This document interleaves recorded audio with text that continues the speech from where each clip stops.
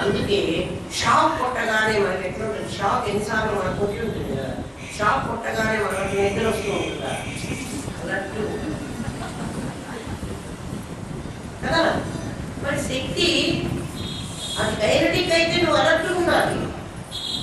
నీకు నిద్ర ఎట్లా వస్తుంది, నీకు భయం ఎట్లా పుడుతుంది, ఆలోచన లేక అదేదో చాలా ప్రమాదకరమైంది అనే భావం నీలో ఉంటే నీకు అటువంటివి వస్తాయి. సరైన అవగాహన లేకపోతే అటువంటివన్నీ వస్తాయి. అది చాలా తప్పు. అట్లా రాదు. అట్లా వచ్చి ఉంటే ఈ పాటికి అందరూ పిచ్చివాళ్ళు అయిపోయేవాళ్ళు. ఎవ్వరు పిచ్చివాళ్ళు కాలేదు. మన ఋషులు ఎవ్వరికీ పిచ్చెక్కలేదు. వాళ్ళు చెప్పిన పద్ధతిలో సంప్రదాయేశ్వరి మెథడాలజీ ప్రకారం టీచ్ చేస్తే ఎవరికి పిచ్చెక్కడానికి వీల్లేదు. అది మెథడ్కు విరుద్ధంగా నువ్వు ప్రవర్తిస్తే మాత్రం ఖచ్చితంగా పిచ్చెక్క. మెథడాలజీ ప్రకారం సంప్రదాయేశ్వరి సాధ్వి గురుమండల రూపిణి అమ్మవారు గురుస్వరూపంగా నీకు బోధ చేస్తుంది. అకార్డింగ్ టు వేద. ఆమె ఇష్టం వచ్చినట్టు మనకు చెప్పదు.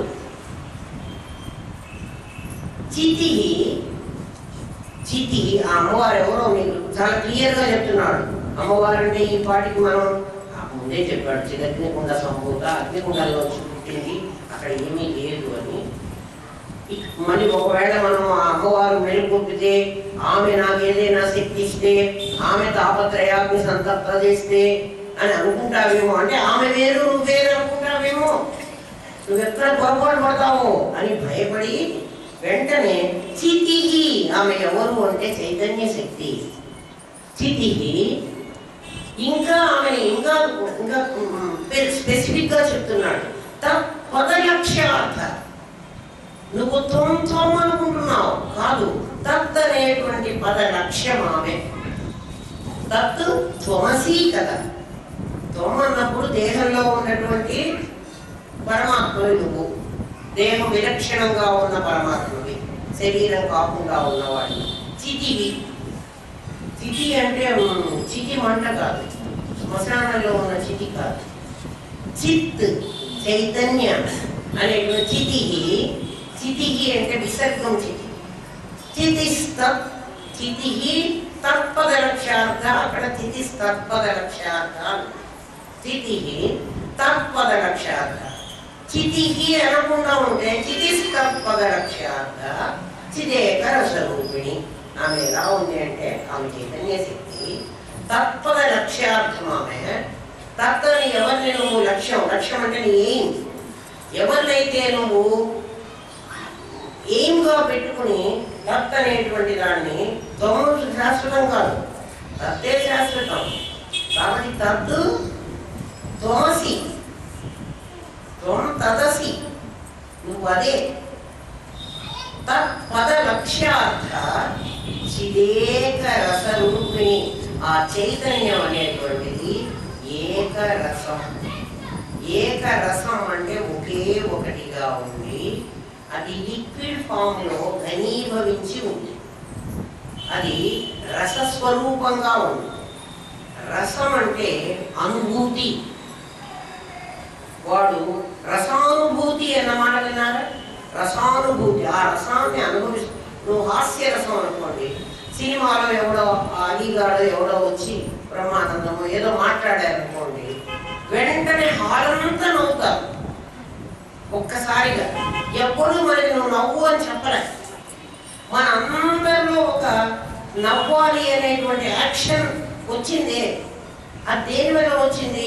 హాస్య రసాన్ని అనుభూతం చేశాడు వాడు. అర్థమైందా? రసానుభూతి. అది వాడు మనిషే కాదు, మనిషి ఎక్కడో ఉన్నాడు. ఈ బొమ్మ మాట్లాడుతోంది, కానీ మనం అందరం ఒకసారి నవ్వేశాం. అది మళ్ళీ మళ్ళీ చెప్పాలి. ఏ జోకో మాట్లాడేవాడు అంటే మొత్తాన్ని మీ అందరినీ కదిలించగలిగాడు. ఆ రసాస్వాదన, రసానుభూతి, ఆ అనుభూతిని మన చేత పొందించాడు. ఇది తత్పద లక్ష్యార్థ. ఈ రసం ఏ రసం అంటే అది హాస్య రసం నేను చెప్పాను. అట్లాగే కరుణరసం. ఒక కరుణరసం ఆ సినిమాలో చాలా బాధాకరమైనటువంటి దుఃఖమైనటువంటి ఒక సిచ్యుయేషన్ క్రియేట్ చేసి మనందరి కథ కళని చూపిస్తారు. మనందరికీ తెలియకుండానే మన లోపల నుంచి ఒక ఉద్వేగంగా వచ్చి మనం అయ్యో పాపం ఆ సిచ్యుయేషన్ అంటే నిజంగా మనకేం కాలేదు. మనం చక్కగా సోఫాలో కూర్చున్నాం, మనం సినిమాను చూస్తున్నామన్న సంగతి మర్చిపోయి మన అందులో ఇమ్మర్స్ చేసి దాంట్లో ముంచి ఏం చేశాడు, మనలో రస అనుభూతి కలిగించాడు. అంటే రసం ఆల్రెడీ మనలో ఉండకపోతే అనుభూతి ఎలా వస్తుంది? కాబట్టి మనలో నవరసాలు ఉన్నాయి, వాటిని ప్రదర్శించడం మనకు చేతగానే. అవి ఒక్కొక్కసారి ఒక్కొక్కప్పుడు బయటికి వస్తూ ఉంటాయి. వాటిని పిచ్చేస్తున్నాడు వాడు ఆ సిచ్యువేషన్ ద్వారా. ఆ సినిమా చూపెట్టి దాంట్లో ఉన్నటువంటి దాన్ని మాత్రం బయటికి లాగుతున్నాడు. వాళ్ళు లాగాడు అనడానికి మనకు ఉదాహరణ ఏమిటంటే మనం అందరం ఒకసారి రియాక్ట్ అయినాం కదా ఆ అనుభూతి, దాన్ని రసానుభూతి. ఇప్పుడు ఆ రసం సినిమా హాలంతా హాల్లో ఉన్న ప్రతి వ్యక్తి అంటే నేను ధనవంతుడిని, నేను అవ్వకూడదు అని వాడు అనుకోలేదు. అదే వీళ్ళు ఎవరో చూస్తారేమో, ఏమన్నా అనుకుంటారేమో, నేను నవ్వితే అసలు నీకు నీ సిచ్యువేషనే గుర్తులేదు. నీకు తెలియకుండానే నువ్వు నవ్వేశావు. అంటే నీ పరిస్థితి నీకేమి అసలు గుర్తు లేకుండానే ఆలోచించి చేయలేదు మనం. ఎలా అయితే ఆ రసాస్వాదన రస అనుభూతి వచ్చిందో అలాంటి రసం అంటే అంతకంటే ఇంకా నేనేం చెప్పను. 9 రసాలు ఉన్నాయి, 9 రసాలు మనలో ఉన్నాయి. ఒక్కొక్కటి అవసరం వచ్చినప్పుడు ఒక్కొక్క రసం బయటకు వస్తుంది. సినిమా ఎక్కువ శృంగారమే, దానికి అధిదేవత శృంగార రసం మెయిన్, రసరాజం అంటారు దాన్ని. అందుకే ఏ సినిమా అన్నా ప్రేమ లవ్ అవి లేకుండా సినిమా ఉండదు. ఆ శృంగార రసం మీకు తెలుసు, హాస్య రసం మీకు తెలుసు, శాంత రసం, రౌద్ర రసం అవన్నీ కూడా కొద్దిగా పెడతాడు సినిమాలో. అవన్నిటికీ మనం అంత తొందరగా రియాక్ట్ అవ్వం. వాడు యుద్ధం చేస్తుంటే మనం కూడా కత్తి తీసుకుని లావం. నవ్వినంత తేలికగా మనం కత్తి తీసుకుని వేసుకున్నాము వాడు కొట్టుకుంటుంటే, లేకపోతే వాడు గుసాకు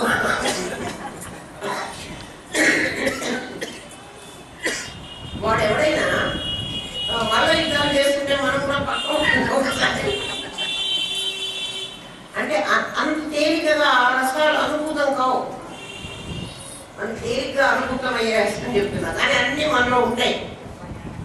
మనలో ఉండకపోతే మన ఇంట్లో ప్రదర్శించేటప్పుడు ఎవరైనా మనకి కోపడుతూ ఉంటారు, ఇంట్లో కొట్లాడుతూ ఉంటారు అనుకో, మనం కూడా కొట్లాటలోకి వెళ్ళి మనం కూడా ఆవేశం తెచ్చుకొని కొట్లాడకుండా వీడిలో ఉన్నటువంటి రౌద్ర రసం ఎట్లా బయటకు వస్తుంది అని వాడు ఇట్లా ముఖం చూస్తూ ఉంటాడు. లేకపోతే వాడు ఎందుకంటే కాసేపు అరిచిన తర్వాత వాడు ఏంటో నేను ఇంత అరుస్తుంటే వీడు ఏం రియాక్ట్ అవ్వరు, బాగుండి అవ్వడం మొదలు పెడతారు. టెక్నిక్ నేర్చుకోండి.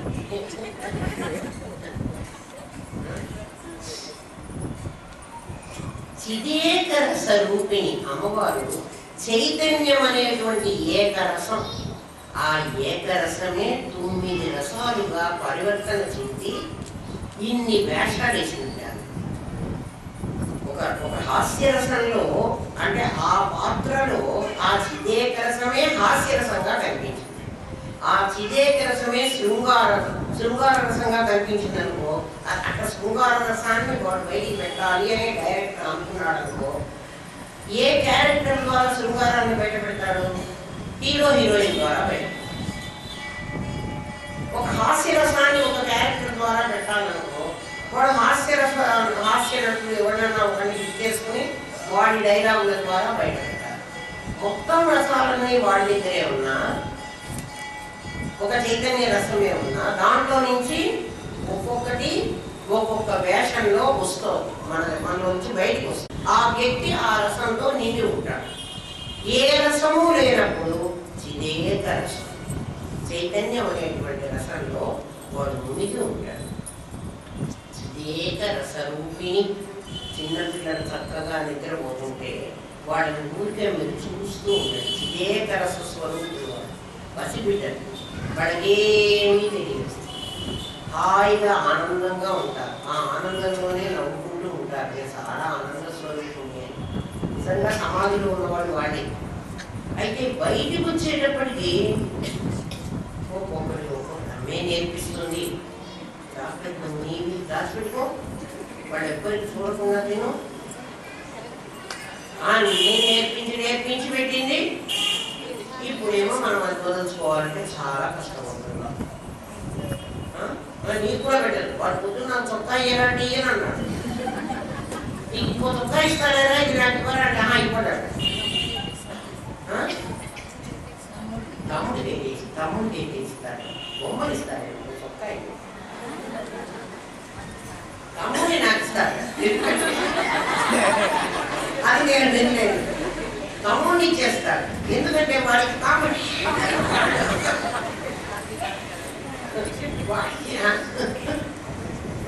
వాడికి అంటే జీవుడికి ఎంత స్వార్థం తెలుసుకోవచ్చు చూడండి.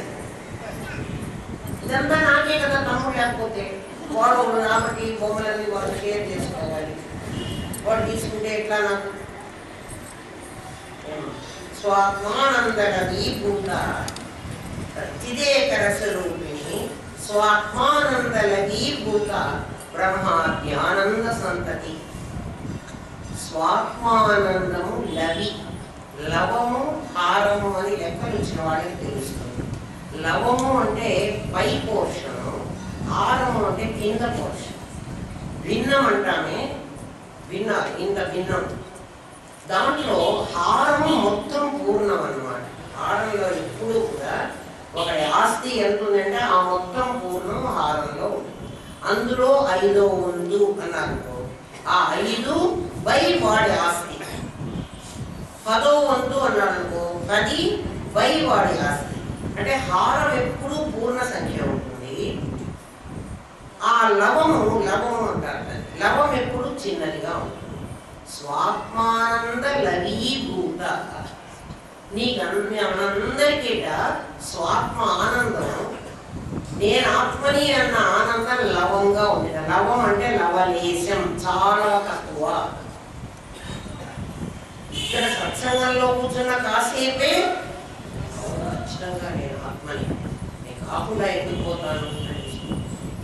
ఆ కాస్త దిగి లిఫ్ట్ ఎక్కి పైకి వెళ్ళిపోయినాను అనుకో, నేను మళ్ళీ ఏమవుతాను?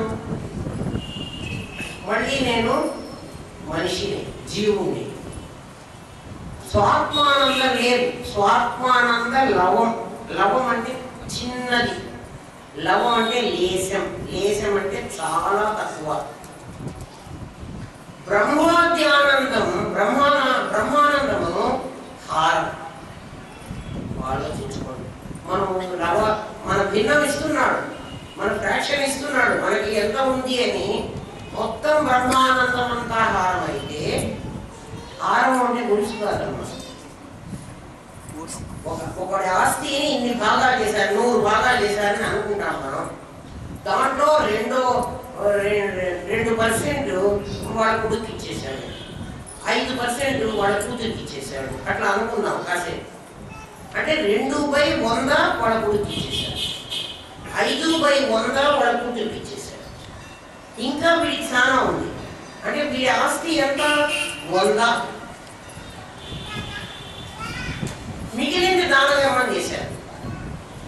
అంటే ఈ వీడందరికీ ఎంత ఇచ్చాడో అవన్నీ కూడుకుని వీడి 100లో తీసేసి ఆ మిగిలినటువంటి అమౌంట్ని ఇంత దానం ఇచ్చాడంటే వీడి మొత్తం ఆస్తి ఎంత అని మళ్ళీ అనుకోమంటారు. అది లెక్క.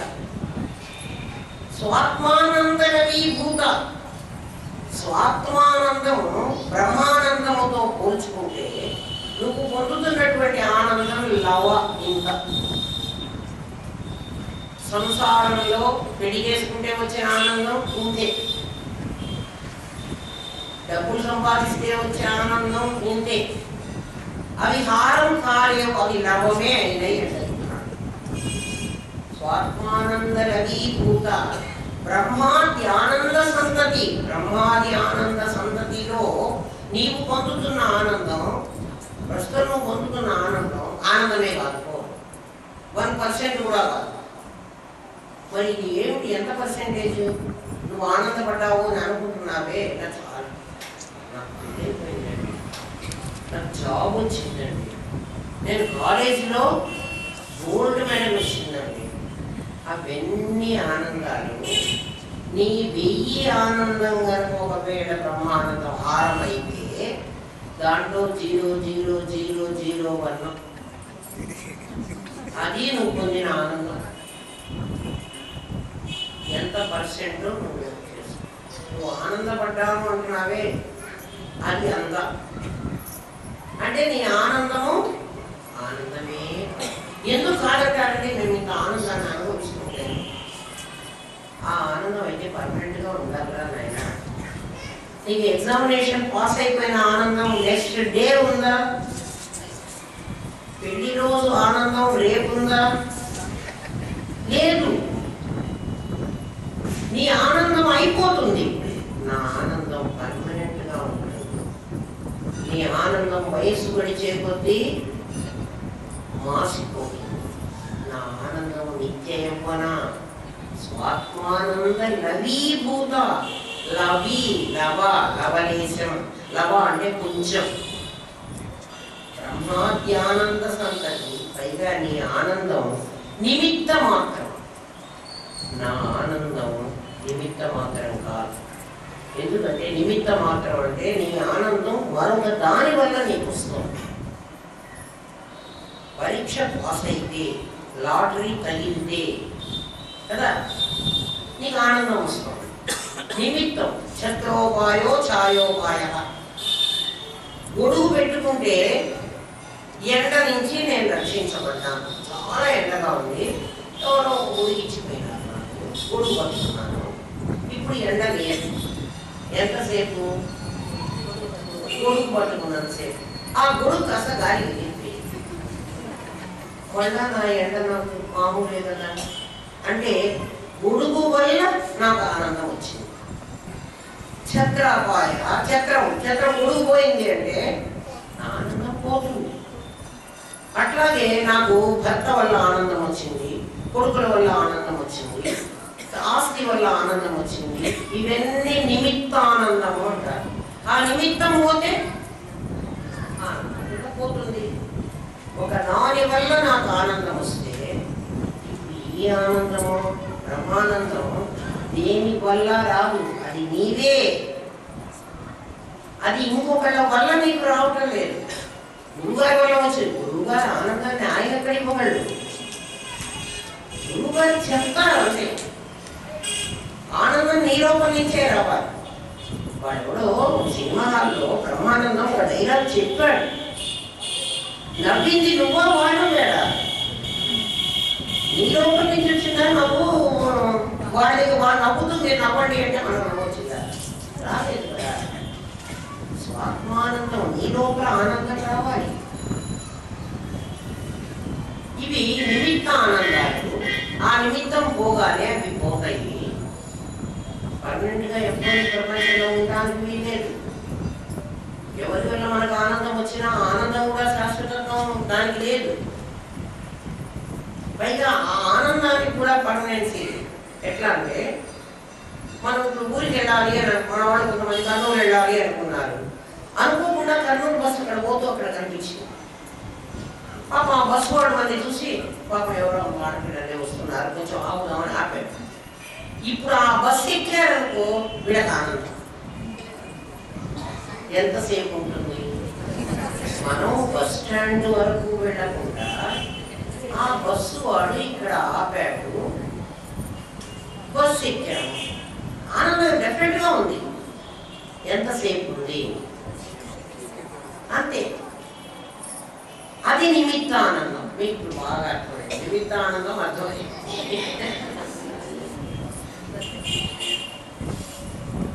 పరా ప్రత్యక్షితి రూప పశ్యంతి పరదేవత. ఇది ఇంతకుముందు చెప్పాను నేను. పరాక్ ప్రత్యక్ పరాక్. ప్రత్యక్ అంటే త్వం, పరాక్ అంటే తత్. పరాకు ప్రత్యక్ చితి రూప.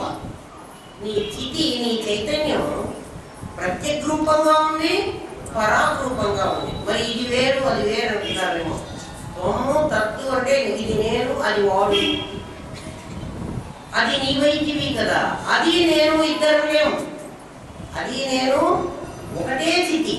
పరా ప్రత్యక్షితి రూప పశ్యంతి. అది ఎట్లా ఉంది అంటే పశ్యంతి పరదేవత, ఆ అమ్మవారు పరా పశ్యంతి మధ్యమ వైఖరి అని 4 స్టేజెస్లో వ్యవహారం చేస్తూ 4 స్టేజీలు ఆవిడికి. నాకన్నా ఒక్క స్టేజీ ఆవిడికి 4 ఉన్నాయి. పరా పరా మధ్యమ పరా పశ్యంతి మధ్యమ వైఖరి. 3 రూపాల్లో ఆవిడ కనిపించదుగా ఒక రూపంలో కనిపిస్తుంది. మనకు ఒక రూపంలో ఎక్కడ కనిపిస్తుందో చెప్పనా? జాగ్రత్త అవస్థలో కనిపిస్తుంది. జాగ్రత్త అవస్థలో ఆవిడ ఫుల్ ఫ్లెడ్జ్ మొత్తం కనపడుతుంది. అంటే మనకు అన్నీ తెలుసు, అన్ని అవయవాలు మనకు మన శరీరంలో ఉండే అన్ని పార్ట్స్ మనకు తెలుసు. ఎట్లా తెలుసు? పంటిలో నొప్పి అయితే ఎక్కడ నొప్పో నేను గ్రహించగలను. నేనే కదా చెప్తున్నాను. డాక్టర్ గారి దగ్గరికి వెళ్ళాను అనుకో, డాక్టర్ గారు ఏమో వచ్చావు అని అడిగితే నాకు కడుపు నొప్పండి, నాకు కాళ్ళు నొప్పండి, నాకు తల నొప్పండి. ఎవరు చెప్తున్నారు నేను ఈ మాట? నీ శరీరంలో ప్రతి భాగాన్ని నువ్వు చూడగలవు, నువ్వు అనుభూతి చెందగలవు, నువ్వు చెప్పగలవు. దానికి బాధ వచ్చిందని నువ్వు చెప్పగలవు. ఇప్పుడు నీకు జాగ్రత్త అవస్థలు అన్నీ తెలుసు.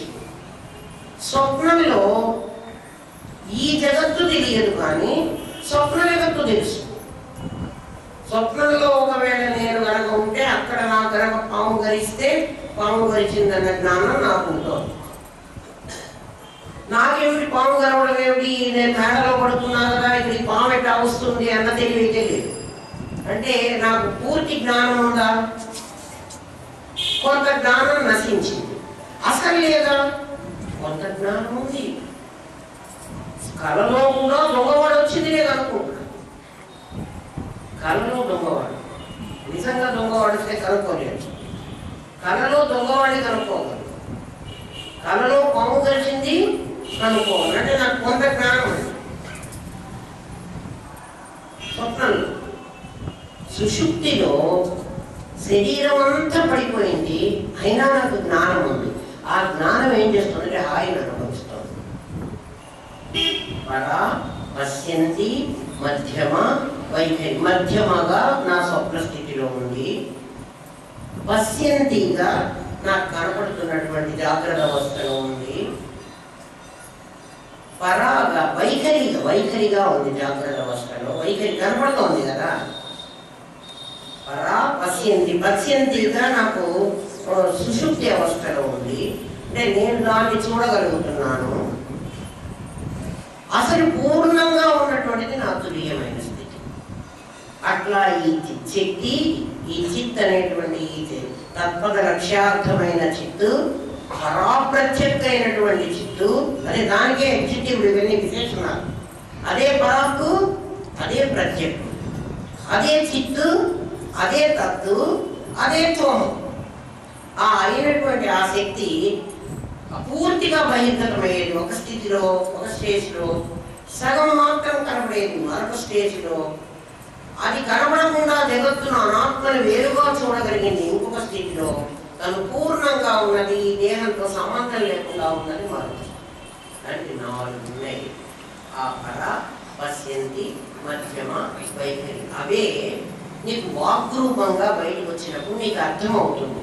మన మనస్సులో ఒక ఆలోచన వచ్చింది, ఆ ఆలోచన అక్కడ ఉన్నట్టుగా కూడా మనకు తెలియదు, అది పరాలో ఉంటుంది. అది పశ్యంతిలోకి వచ్చేటప్పటికి మన జ్ఞానం కలిగింది, నేను ఇలా మాట్లాడాలి అనేటువంటిది. అది మధ్యమలోకి వచ్చేటప్పటికి దానికి భాష కూడా జోడైంది. వైఖరి రూపంగా వచ్చేటికి మాట వచ్చింది. ఎవడన్నా అంటాడు నేను అన్ఎక్స్పెక్టెడ్గా పొరపాటుగా అనేసాను మాట. పొరపాటుగా ఎప్పుడు ఏ మాట అనడు. దానికి ముందే పరా పశ్యంతిలో అది తయారైపోయింది. నాకు ఎవరి మీద ద్వేషం ఉంటుందో, ఎవరి మీద ప్రేమ ఉంటుందో, ఆ మాటలో ఫోర్స్ను బట్టి ఆ వాక్కు తెలుస్తోంది. పరావాక్కు, పశ్యంతి వాక్కు, మధ్యమ వాక్కు, వైఖరి వాక్కు. వైఖరి వాక్కు వచ్చేటప్పటికి చాలా సాత్వికంగా వచ్చిందనుకో, అంటే సత్వగుణంతో వచ్చింది. రజస్సుతో వచ్చిందనుకో ఏదో ఫోర్స్ఫుల్గా నీ మీద ఇంప్లిమెంట్ చేయాలి అన్న ఉద్దేశంతో వస్తావు. ప్రతి మాటని నువ్వు గనక గమనించినట్లయితే ఆ అమ్మవారు ఈ వాగ్రూపంగా మారడానికి ఎన్ని రకాలైనటువంటి వ్యవహారాలు వేసుకుని, చూడండి నేను పీల్చిన గాలే కదా ఇప్పుడు నా మాటలుగా బయటకు వస్తోంది. గాలి బయటికి రావడంలో అట్లా రావాలి. అట్లా కాకుండా నా దౌడలు, నా దంత్యాలు, నా తాళవ్యాలు, నా నాలుక, రకరకాలుగా గాలిని మనం సంగీతం వీణ వాయించేవాడు ఎలాగైతే ఒక్కొక్క మెట్టు దగ్గర ఆ సౌండ్ గాలి అది, దాన్ని ఆ శబ్దంలాగా ఎట్లా బయటికి పంపిస్తాడో నా ముఖ యంత్రం అట్లా బయటికి పంపిస్తుంది ఆ గాలి. అవే మాటలు. మరి మాటలు అంటే ఏమిటి? గాలే కదా, నేను పీల్చిన గాలి బయటకు వదులుతున్నా. ఆ వదులుతున్నది మీకు అర్థమయ్యేటట్టుగా వస్తోంది. ఇది పరావాక్కుగా తయారై పశ్యంతే మధ్యమై వైఖరిగా బయటకు వచ్చినప్పుడు మీకు అర్థం. ఆ గాలి, ఆ శబ్ద తరంగాలు మీ చెవుల దాకా వచ్చి మీ చెవుల దగ్గరికి వెళ్ళి మీ లోపల మళ్ళీ చెవిలో ఒక పెద్ద మిషన్ ఉండి ఆ మిషన్ మళ్ళీ ఆ శబ్ద తరంగాలని మళ్ళీ ఆ ధ్వని తరంగాలని శబ్దాలుగా మార్చి నేనేం మాట్లాడుతున్నానో అది మీ బ్రెయిన్కి అందిస్తుంది. ఇక్కడ ఇంత ప్రక్రియ జరిగితే నా మాటలు మీకు అర్థం. అలా పశ్యంతి మధ్యమ వైఖరి అనేటువంటి దాంట్లో ఆ అమ్మవారు బయటకు వస్తుంది. భక్త మానస హంసిక, ఈమె పేరు హంసిక. ముద్దుగా జ్యోతిక అట్లా కా అని ప్రత్యయం చేరిస్తే లిటిల్ అనేటువంటి అర్థం వస్తుంది. చాలా చిన్నవాళ్ళు. చంద్రిక, చంద్రిక అంటే చాలా